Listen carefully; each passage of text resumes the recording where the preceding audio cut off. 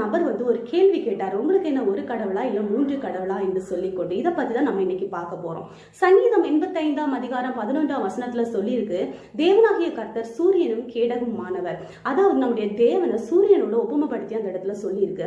அதாவது சூரியனுக்கு இருக்கிற தன்மை என்னன்னா, அது பார்க்கிறதுக்கு நமக்கு தெரியாது. அது ஒரு வாயினால் நிரப்பப்பட்ட பந்து. அது மட்டும் இல்ல, அதுல இருந்து வெளிப்படுகிற வெளிச்சத்தையும் பார்க்க முடியும். ஆனா அதனுடைய வெப்பத்தை நம்மளால பார்க்க முடியாது, ஆனா உணர முடியும். அது மாதிரிதான் பிரியமானவர்களே, நம்முடைய தேவன் ஆவியா இருக்கிறார். எப்படி சூரியனை பார்க்க முடியாது, அது மாதிரி நம்முடைய தேவனை நம்மளால பார்க்க முடியாது. ஆனா அதுல இருந்து புறப்படுகிற வெளிச்சம் எப்படி இருளை நீக்குகிறதோ, அது மாதிரிதான் குமாரனாகிய கிறிஸ்து இந்த உலகத்தின் இருளை நீக்கி வெளிச்சம் கொடுக்கிறவராக இந்த பூமிக்கு வந்தாரு.